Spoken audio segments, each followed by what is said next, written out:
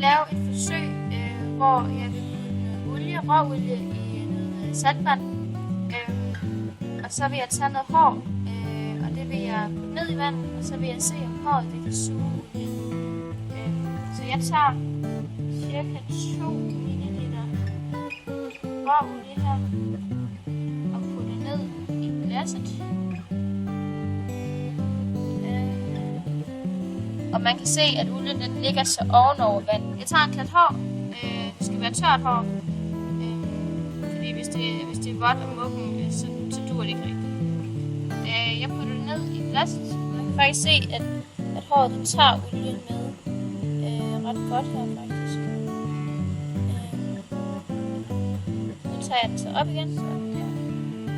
Så kan man faktisk se, hvor pænt rent det er med olien. Olien den er faktisk væk. Eller der er lidt, men ikke særlig meget.